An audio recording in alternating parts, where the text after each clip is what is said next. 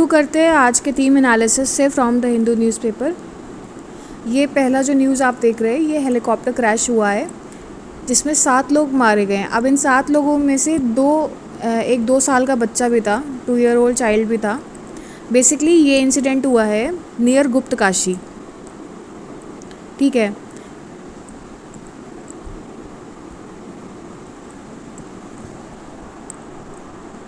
The helicopter ferrying pilgrims from the Kedarnath temple crashed near Guptakashi on Sunday morning, killing all 7 people on board, a 2-year-old child among them. Reason क्या था? लो visibility इसका reason था। अब इसमें जो basically failure हुआ है कि DGCA जो है उसके जो नॉर्म्स है रिगार्डिंग बैड वेदर उसका वायलेशन किया गया है। सो ये आपको मालूम होना चाहिए कि DGCA के नॉर्म्स क्या हैं, ठीक है। एविएशन नॉर्म्स क्या हैं कि प्री फ्लाइट से पहले वेदर असेसमेंट होना चाहिए और उसमें क्या इंस्ट्रक्शंस फॉलो करने चाहिए, ये सब चीज़ें आपको पता होनी चाहिए। उसके अलावा उत्तराखंड गवर्नमेंट ने सस्पेंड कर दिया सारे हेलीकॉप्टर सर्विसेज जब तक कि रिव्यू ना कर लिया जाए जो भी वहाँ पर इंसिडेंट हुआ है उसको लेकर। और साथ ही साथ उत्तराखंड गवर्नमेंट ने ये भी ऑर्डर किया है कि एक सेफ्टी रिव्यू होगा सारे एविएशन कंपनीज़ का ऑन द 4 धाम रूट, ठीक है। This helicopter accident is the fifth helicopter accident and second fatal one since the pilgrimage began on April 13, ठीक है। तो ये लापरवाहियाँ हैं कुछ।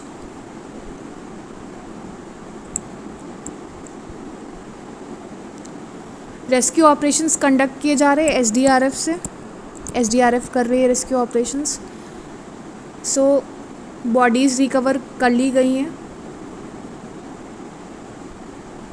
सो सिग्निफिकेंस इसका UPSC और अदर स्टेट एग्जामिनेशन से यानी कि जैसे जो PCS का एग्ज़ाम है उससे रिलेटेड क्या हो सकता है कि आप सबसे पहले तो डिज़ास्टर मैनेजमेंट जो है रोल ऑफ SDRF क्या होना चाहिए और challenges in mountainous rescue operations क्या होना चाहिए, एविएशन सेफ्टी में क्या फॉलो करना चाहिए। बेसिकली ये आपके मेंस का जो आंसर राइटिंग है उसमें इंपॉर्टेंस होल्ड करेगा। सो DGCA गाइडलाइंस क्या होनी चाहिए, कॉमर्शियल एविएशन रिस्क इन हिली टेरेन, इसके ऊपर आप नोट्स बना लीजिएगा। और इसमें जो गवर्नमेंट है उसकी क्या अकाउंटेबिलिटी होनी चाहिए, what should be the ethics, what should be the duty of care providers, ठीक है। सो ये इम्पोर्टेंट है इस टॉपिक से related.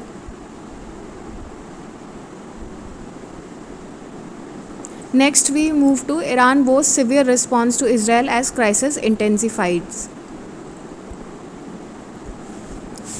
So we all are aware about the Israel and Iran conflict. Israel ने Iran launched fresh attacks on each other overnight into Sunday, killing scores and raising fears of a wider conflict. While the Israeli military has warned Iranians living near weapons facilities to evacuate. Iran's armed forces on Sunday told residents of Israel to leave the vicinity of the vital areas for their safety. Israel's military said several sites were hit by latest Iranian missiles barrage on Sunday.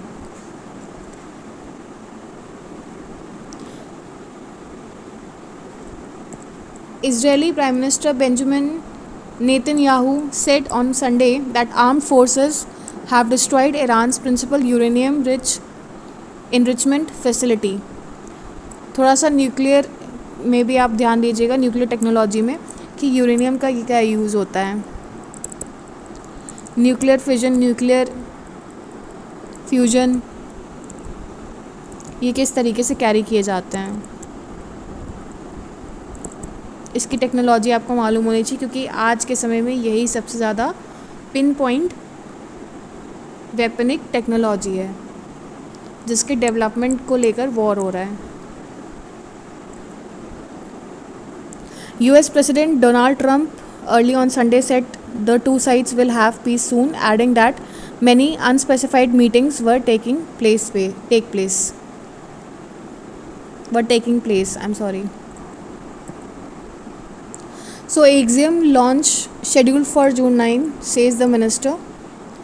Axiom Mission 4 AX4, which is set to carry Indian astronaut Subhanshu Shukla and 3 other to the International Space Station ISS, is scheduled to take off on June 19 as of now.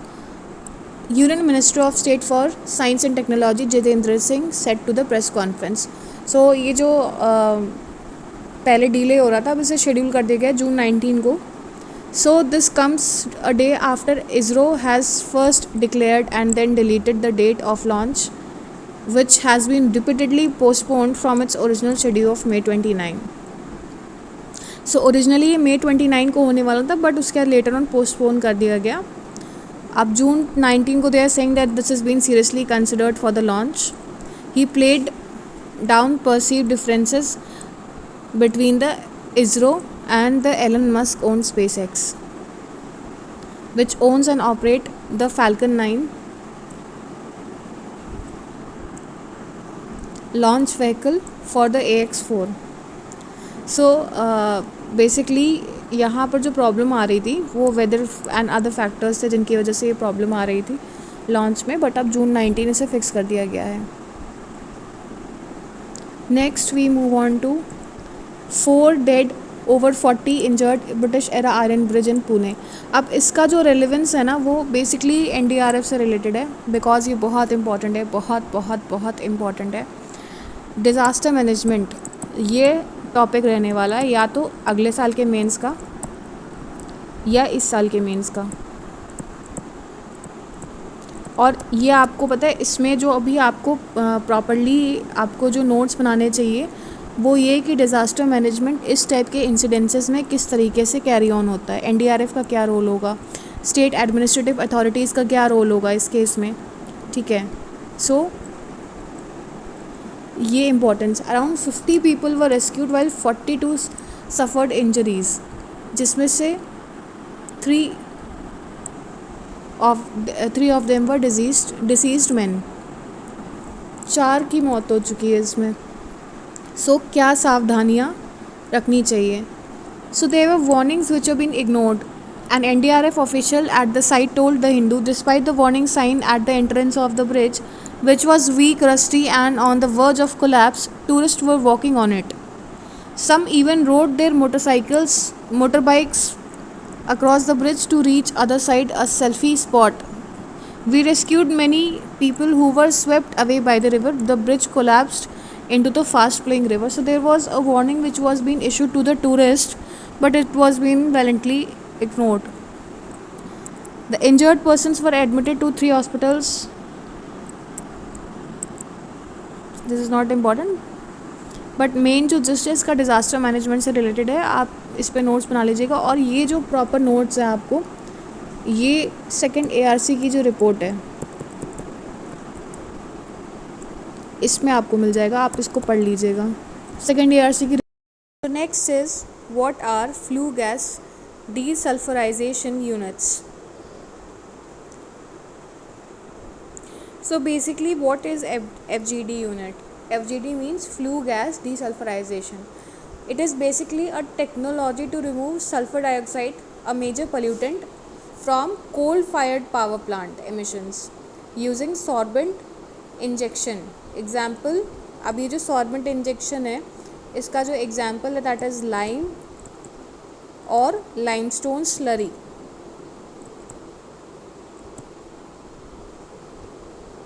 To neutralize acidic gases. Purpose है to prevent acid rain. इसका purpose क्या है ये important है. So ये prelims में पूछ सकते हैं. Purpose is to prevent acid rain,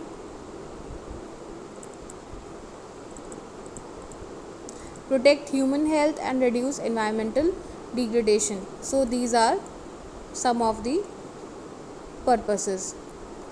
अब common types of FGDs systems क्या होते हैं. सबसे पहला एक होता है that is wet scrubbing.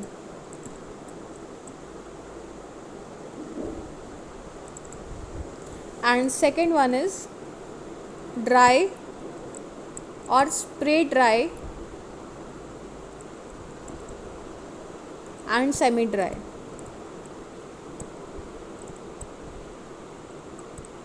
अब ये जो वेट स्क्रबिंग होती है उसमें यूजेज किस चीज़ का होता है? So it uses aqueous slurry of lime और limestone. So this slurry chemically reacts with sulfur dioxide to produce calcium sulfite or sulfate. Highly efficient. This one is highly efficient. Dry और spray dry and semi dry जो technology वो क्या होती है? So it uses dry sorbents or sprayed slurry without full wet system. So this one is very less efficient and easier to install and maintain.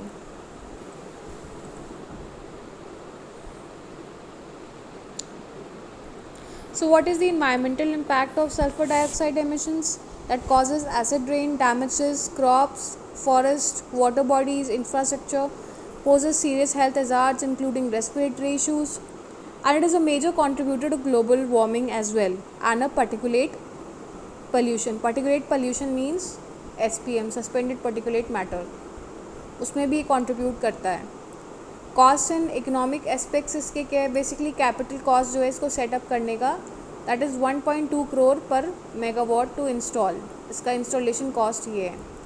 Current install basis as of April 2024 क्या है? That is around 21,39,384 megawatt.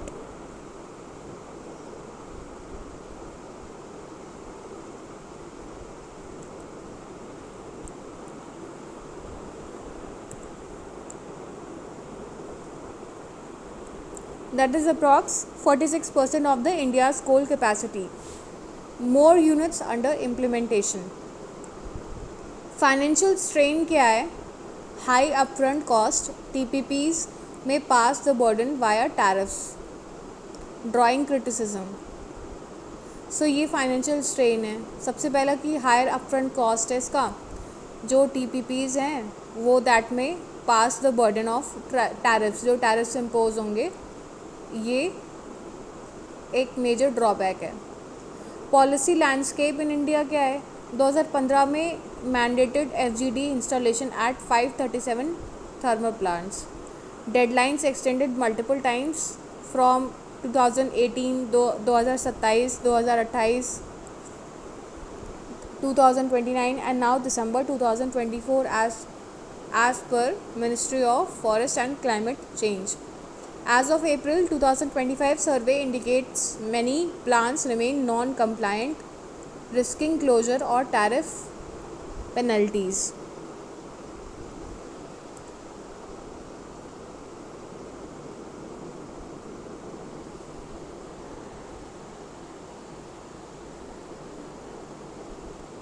ये देखिए यहाँ पर ये बात की जा रही है. So according to government press release dated August 1, 2024, FGD units have been installed only in 39 out of 537 coal-fired TPPs. तो ये बेसिक इनका जो सर्वे है वो बता रहा है. So on December 30, 2024, the Ministry of Environment, Forest and Climate Change issued a notification pushing back the deadline for complying the SO2 emissions norms by 3 years without specifying any reason. In April 2025, the study commissioned by PSA's office concluded that Environment Ministry should roll back its 2015 policy mandating all of India's TPPs to install FGDs.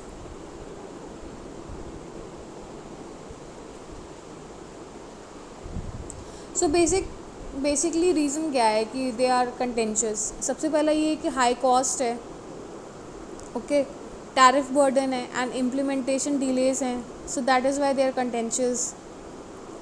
अब देखा जाए कि अगर क्या इसका और कोई alternative है, so there is a research on going into low sulphur dioxide coal non fossil fuels renewable energy and carbon capture and storage. इन फील्ड्स में research there is already going on.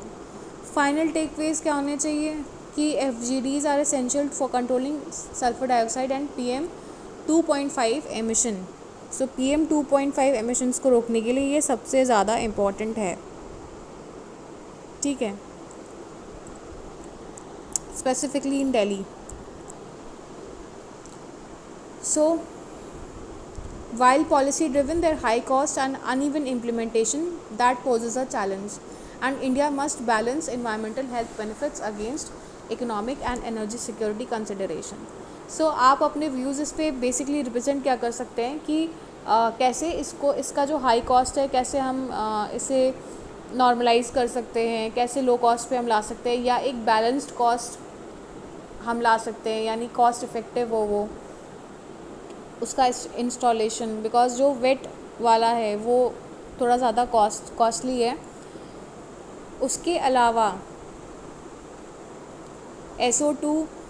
FGDs जो हैं उनका installation environmental health पे क्या impact डालेगा, ये भी इम्पॉर्टेंट है.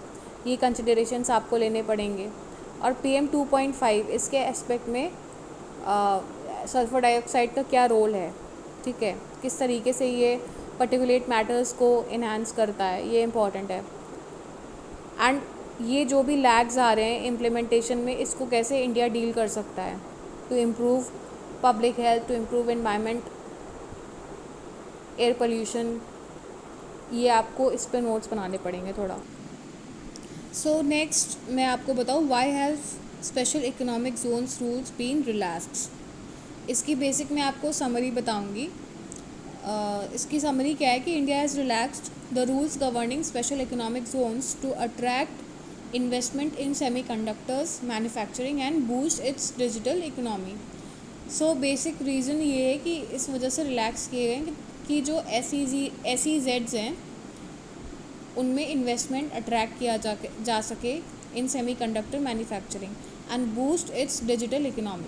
Semiconductors, they hold a vital components in everyday electronic devices and are essential for emerging technologies such as AI and 5G. इनमें ये importance hold करते हैं. Despite India's growing demand, the country has minimal domestic manufacturing capacity and relies heavily on imports.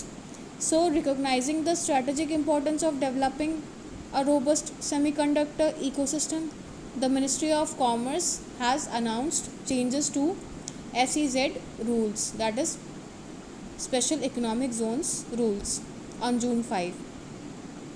One major revision involves Rule 5, which has previously required a minimum number of 50 hectares, जिसमें ये previous rule ही है, rule 5, जिसमें 50 hectares की ज़रूरत है for contiguous land to establish semiconductor units. ठीक है.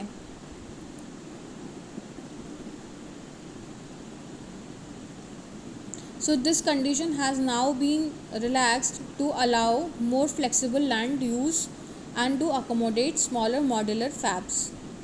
So additionally, the requirement that SEZ land must be entirely free from legal encumbrances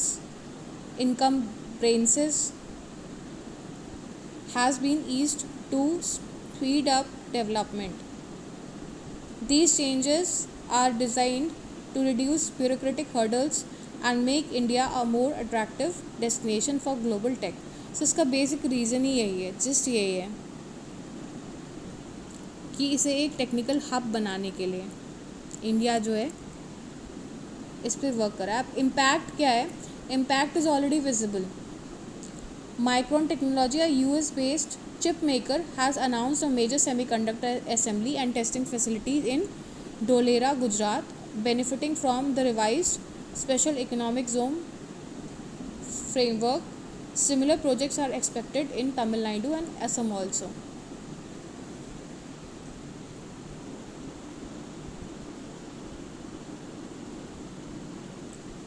So next we move on to how a lung gene is linked to post-COVID symptoms as per genetic study. So मैं आपको इसको short में बता दे रही हूँ कि एक new genetic study हुई है that has linked a lung gene. Okay, एक लंग जीन है जिसका नाम है FOXP4. So this gene has been discovered to have increased risk of developing long COVID, a condition where symptoms such as fatigue, breathlessness, and cognitive issues persist weeks or months after initial SARS-CoV-2 infection clears. यानी कि ये जो symptoms हैं, ठीक है, long symptoms जो हैं like fatigueness, breathlessness and cognitive issues, ये जो जीन है ये इसकी वजह से होता है, लंग में जो ये जीन पाया जाता है उसकी वजह से ये परसिस्ट करता है फॉर वीक्स और मंथ्स, ठीक है, after the initial SARS-CoV-2 infection is cleared out. So the study was published in Nature Genetics and conducted under COVID-19 Host Genetics Initiative, involving 6 ancestors across 19 countries, making it one of the largest genome-wide association studies.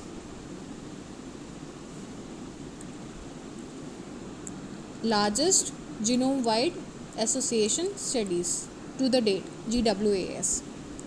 So researchers ने analyze क्या किया है from genetic data that over 6,500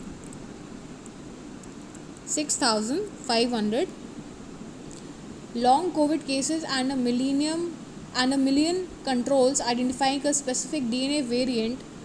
So this is the name of the DNA variant, I'm stating it here, RS9367106 near FOXP4 gene.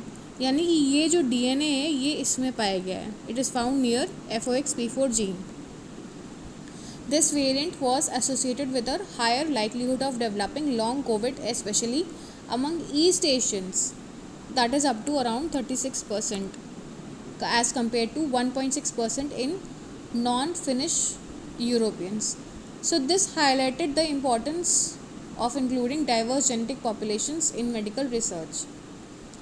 Now FOXP4 gene जो है that regulates functions in type 2 alveolar lung cells. FOXP4 जो gene है उसका जो function क्या होता है, that regulates functions in type 2 alveolar lung cells. Now this is critical for tissue repair and immunity. Now individuals with risk variant exhibited higher expression of FOXP4 in lung tissue, suggesting a long-term role in viral response. Co-localization analysis revealed a 91% probability that the same genetic signal affecting FOXP4 is linked to long COVID, reinforcing its biological significance. Now India's genetic data gaps were emphasized. Most GWAS data sets come from Western countries.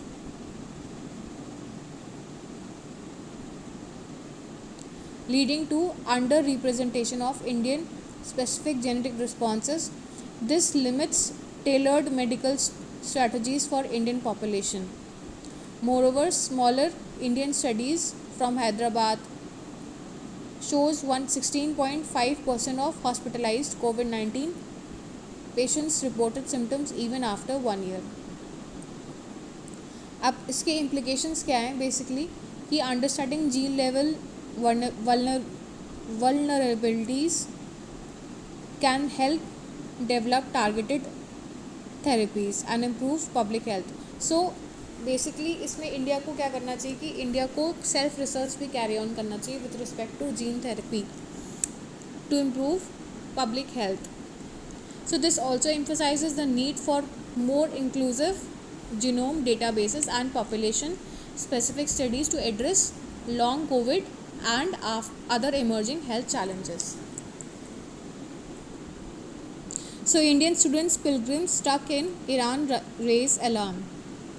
So Iranian space is shut due to conflict with Israel, and sources say evacuation by ships from southern Iran is being considered. So there are around 10,000 Indians in Iran, including 6,000 students. This is very important. अब ये जैसा कि मैंने आपको बताया था, इसमें जो मोस्ट इम्पॉर्टेंट है helpline numbers. I am reading it again. The embassy of India in Iran on Sunday issued fresh emergency WhatsApp numbers. ठीक है, फिर से फ्रेश नंबर्स इशू किए गए हैं. ये व्हाट्सएप नंबर्स हैं, दैट इज़ +989010144557, +989015993320, and +918086871709. So ये हैं. This is for Indians stuck in Iran in the prevailing circumstances. Separate numbers भी इशू किए गए for those in southern Iranian port. ये उनके लिए जो सदर्न इरानियन पोर्ट में है उनके लिए ये नंबर इशू किया गया है. ऑफ बंदर अब्बास, दैट इज़ +989177699036. एंड जहादेन के लिए +989396356649. So ये important है. Please share with the ones living over there so that it can be helpful for them.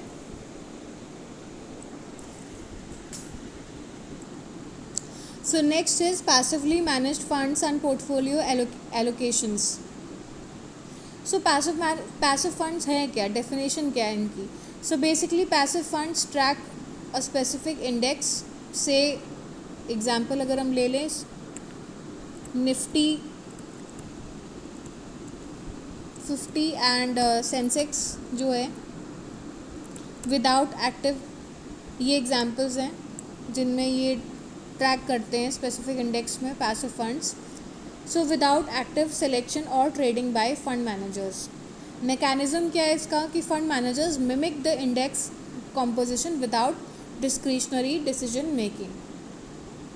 Now what is portfolio allocation? Core and satellite.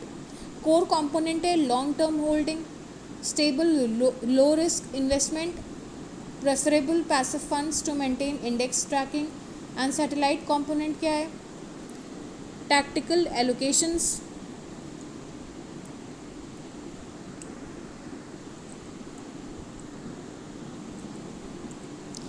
Tactical allocations adjusted based on market conditions, suitable for active funds to exploit short-term opportunities and earn alpha.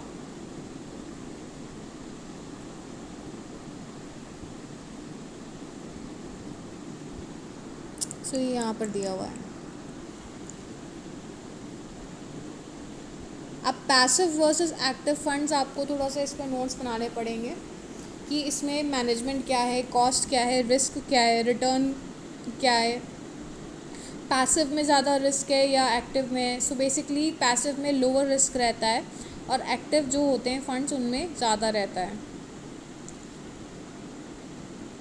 So empirical जो evidence बताता है कि over 50% of the active funds they fail to beat the benchmark indices. So active versus passive आप थोड़ा सा इस पर notes बना लीजिएगा. ये देखिए यहाँ पर लिखा भी हुआ है.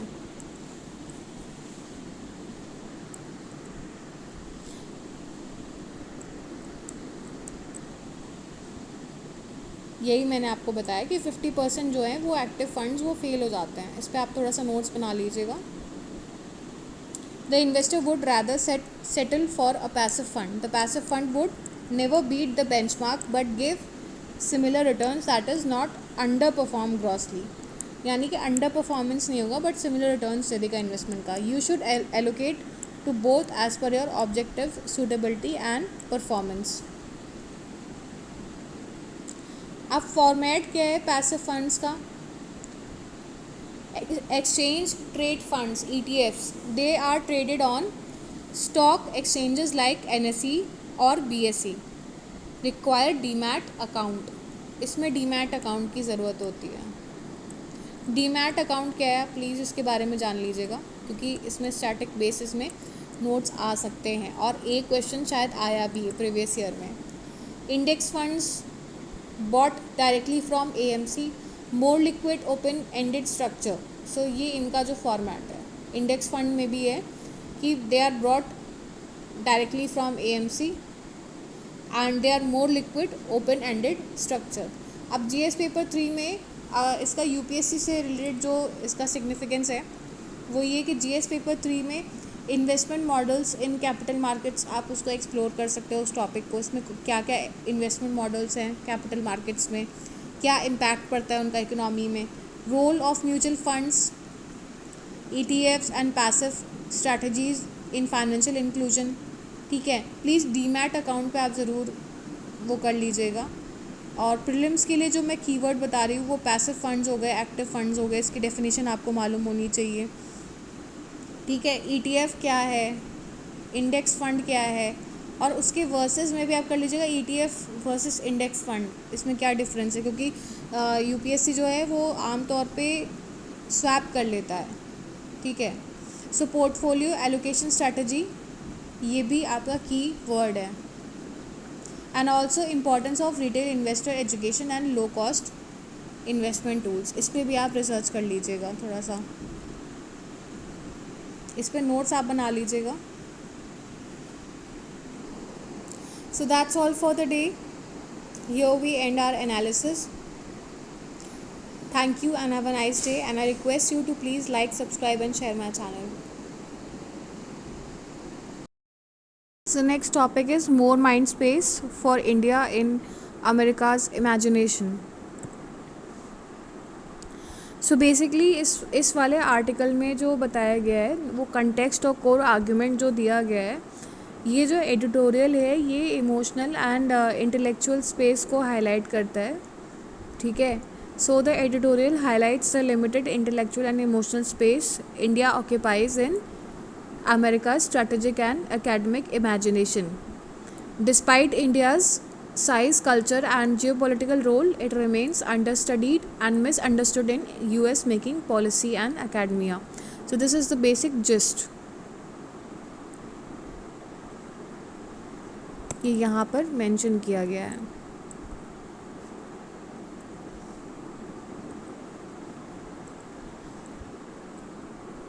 So if we talk about Schwarzman Scholars Program that was launched in 2016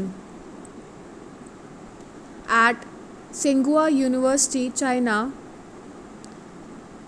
aimed to build future global leaders influenced by China's worldview. This reflects how China strategically gained mind space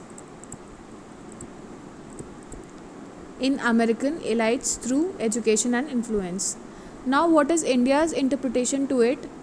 India's underrepresentation in US thought. India is seen as a chaotic, complex and peripheral in American narratives.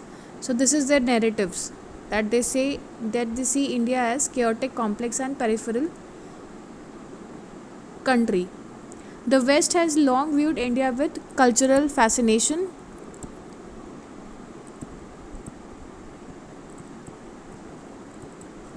but with strategic difference.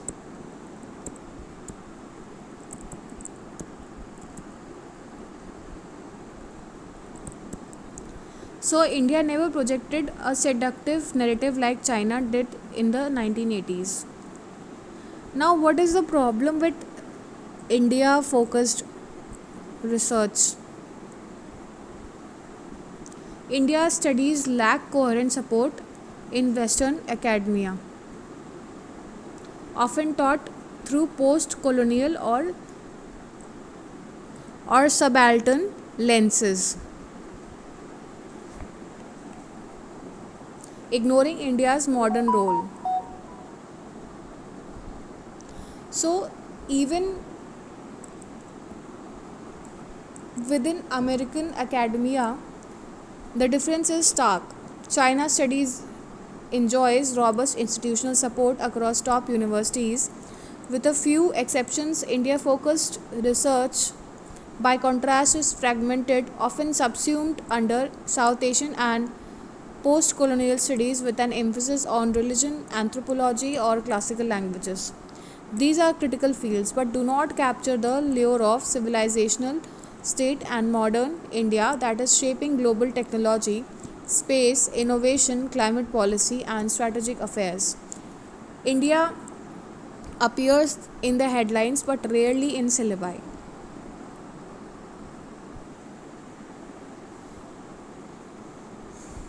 So, what are the consequences of this? That the future American leaders, whether in diplomacy, business, or policy, are not being trained to understand India in its full complexity. The persistence of reductive frameworks such as old hyphenation of India Pakistan continues to distort strategic thinking. US President Donald Trump repetitive remarks about mediating between India and Pakistan are not just personal gaffes, they reflect institutional inertia, a failure to update mental maps to match the geopolitical reality. So, this basically hurts long term strategic partnership also, right? Basically, carrying on such generalized views, reactionary views by Donald Trump. अब इसका way forward क्या होना चाहिए? That India must promote globally engaged academic institutions, example Ashoka, CREA, IITs, launch its own Schwarzman style fellowship rooted in Indian values, encourage youth engagement with India's contradictions and aspirations. अब इसका relevance क्या है UPSC से? GS paper 2, India soft power diplomacy,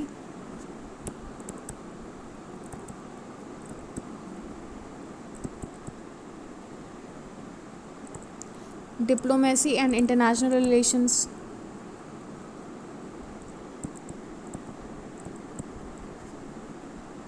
GS paper 4 में ethics में क्या आप कर सकते हो कि you can highlight the importance of narratives,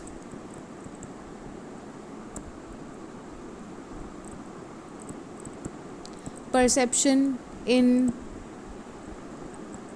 global leadership,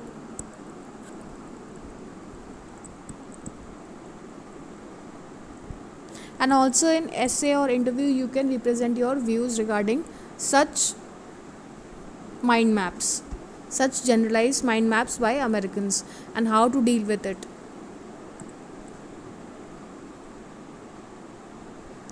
Next we move to India needs a sincere aircraft accident investigation. So basically अगर मैं इस आर्टिकल की जिस्ट की बात करूँ तो it emphasises the need for transparent, independent and accountable investigation mechanism for air crashes.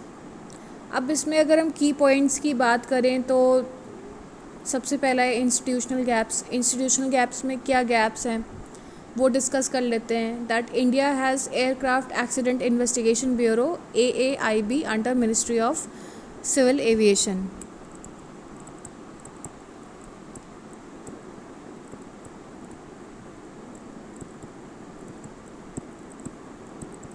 ये important है, ये कभी भी शॉर्ट क्वेश्चंस में मतलब प्रीलिम्स में आ सकता है, ऐसे जनरलाइज्ड क्वेश्चन में पूछ सकते हैं.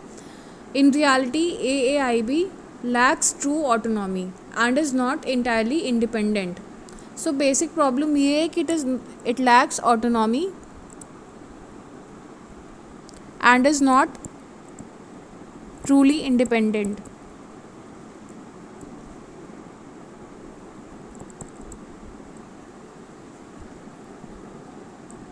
leading to a conflict of interest.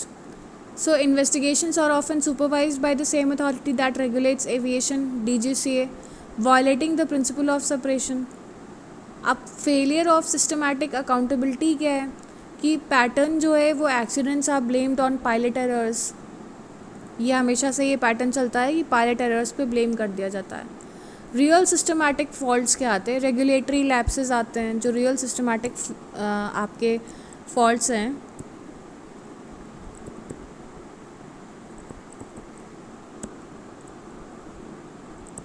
so these are regulatory based.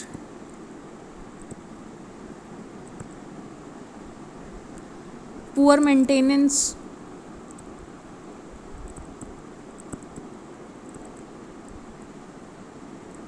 और ATC फेलियर. ये रियल कॉजेज़ हैं जो इनकी वजह से मेजर एक्सीडेंट्स होते हैं. So this shields airlines regulators and authorities from responsibility, तो यानी वो पल्ला झाड़ लेते हैं अपनी रिस्पॉन्सिबिलिटी से. Pilots often pilots often scapegoated cutting off deeper systematic scrutiny, तो जो भी बर्डन आता है वो उनके ऊपर ही आ जाता है, पायलट्स के ऊपर. They have been escape GOATed.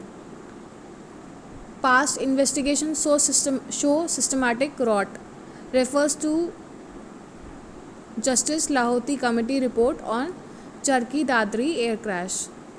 Highlighted issue क्या थे उसमें, जो कमिटी बैठी थी जस्टिस लाहौती कमिटी रिपोर्ट, जो चरखी दादरी एयर क्रैश हुआ था 1997 में, उसमें ये बताया गया था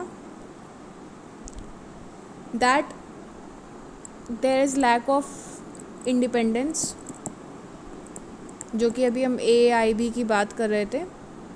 इंस्टीट्यूशनल कैप्चर है एंड रेगुलेटरी इनएफिशिएंसी, यानी रेगुलेटरी इश्यूज अगर हम डायरेक्ट वर्ड में कहें तो. So similar issues were reported in recent accidents like 2021 Kozhikode crash and recent 2025 Ahmedabad crash. So इसका impact क्या पड़ा है एविएशन सेफ्टी पे, that India is among the fastest growing aviation market. Weak accident investigation capacity affects passenger safety, global credibility and aviation sector reputation. So reform की क्या ज़रूरत है basically इसमें रिफ़ॉर्म की कि फर्स्ट सबसे पहला जो है AAIB को एम्पावर किया जाए, टू एम्पावर AAIB, ठीक है, as a truly statutory body not under ministry of civil aviation, and also ensure technical, financial and administrative autonomy. Implement ICAO safety standards in letter and spirit and avoid conflict of interest in investigation versus regulation role.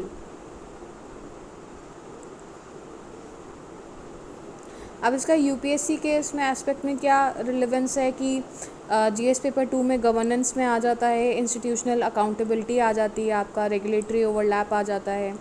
GS paper 3 में security और infrastructure में आ जाता है aviation safety, technological hazards जो होते हैं उनको कैसे डील करना चाहिए, क्या स्टेप्स लेने चाहिए, ठीक है, how to deal with such issues. So that's, और आप इंटरव्यू में भी अपना व्यूज़ इसमें रिप्रेजेंट कर सकते हैं कि how to manage such crisis, ठीक है, सेफ्टी रिफॉर्म्स क्या होने चाहिए इस एस्पेक्ट में, और ट्रांसपेरेंसी क्या होनी चाहिए. So you can represent such of your views. Mind the gap, India needs to ensure women's participation in policy making. So इसका जो basic context है कि India has ranked 131 out of 148 in World Economic Forum's Global Gender Gap Index. ये हमने अभी recent में पढ़ा था, मैंने अपनी प्रीवियस वीडियो में बताया भी है कि जो वर्ल्ड इकोनॉमिक फोरम है उसका जो ग्लोबल जेंडर गैप इंडेक्स है उसमें इंडिया की रैंक जो है वो 131 है. सो पैरिटी स्कोर जो है 64.1% है. ये जो पैरिटी स्कोर यहाँ पर बताया गया, one of the lowest in south Asia. Notable drop in political empowerment despite gains in other sector. So basic जो है कि ड्रॉप सबसे ज़्यादा देखा गया है पॉलिटिकल एम्पावरमेंट में.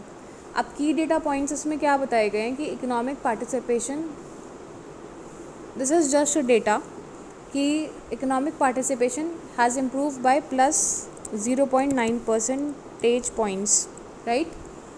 In earned income rose from parity in earned income that rose from 28.6% to 29.9%.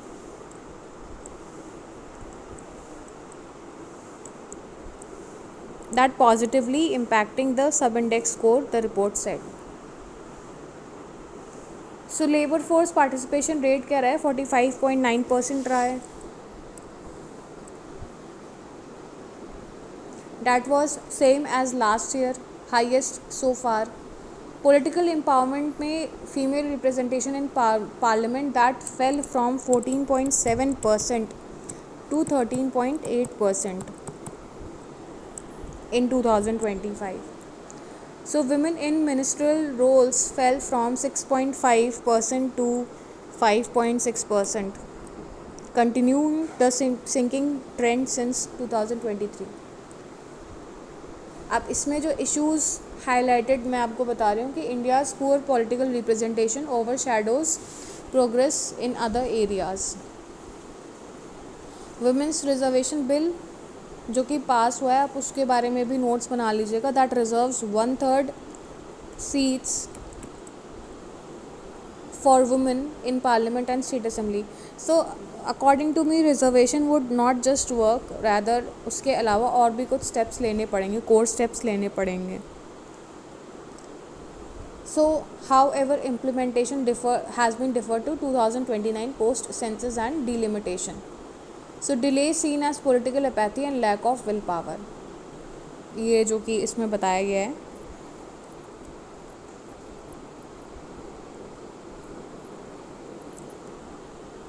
So, way forward क्या है? Political will and reforms needed to enhance women's inclusion in politics. Enforce women's reservation without delay. Political parties can proactively nominate more women even before the law is enforced. Gender parity should not just be a global ranking goal but a domestic structural reform priority also. अब UPSC and PCS के case में आपका जो GS paper 2 है उसमें governance cover हो जाता है. इस टॉपिक से रिलेटेड विमेन एम्पावरमेंट आ जाता है.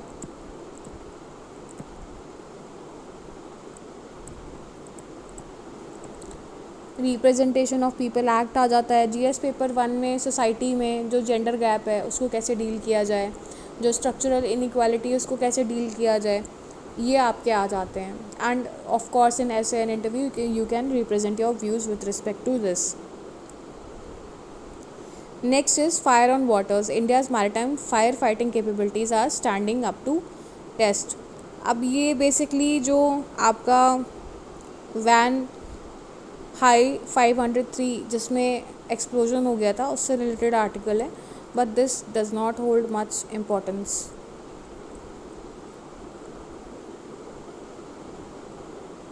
So Indian coast needs to be protected against 3 types of major peacetime maritime accidents involving merchant ships, sinking of merchant ships causing the loss of cargo, disruption of maritime traffic, and environmental damage. Fire on board merchant vessels that can seriously threaten not just environment but also life and property on coast, and oil spills also. So ये major factors, ये environmental factors. अब इनको deal कैसे करना है ये disaster management के aspect में आ जाता है. So recent fire we all know कि MV वैन हाई 503 में लगी थी एक्सप्लोजन की वजह से, और उसमें कई जो आपके कंटेनर्स थे, वेसल्स थे, वो पानी में गिर गए थे. ठीक है, उसमें ऑयल लीक भी हुआ था. And there were other hazardous containers also. So according to the official's report, raging van high has started to drift dangerously towards the coast even as firefighting was on and the sea remained rough under monsoon conditions. A tow rope was passed onto the ship but it snapped as Indian Navy helicopter flew into airdrop. A salvage team and passed a wire rope that was made of steel, which was then used to tow the ship 45 nautical miles away from the coast where the depth is nearly 1 kilometer.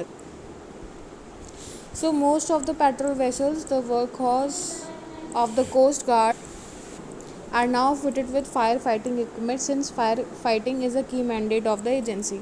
While hazardous cargo and containers are indeed a major fire hazard, a more severe fire hazard is oil. Gas carrying merchant ships are perhaps the greatest fire and explosion hazards. So gas carrying और fire जो oil carrying vessels होते हैं, ships होते हैं, उनमें ज़्यादा fire लगने की चांसेस होते हैं. So nightmare scenarios that can bring world to its knees involve gas carrier accidents at choke points such as the Suez Canal or Strait of Malacca off Singapore. Singapore. So basically आप जो ये notes हैं with respect कि अगर इन choke points पे अगर इस type के इंसिडेंसेस हो जाते हैं तो क्या इफ़ेक्ट पड़ेगा, ठीक है, आप नोट्स बना लीजिएगा।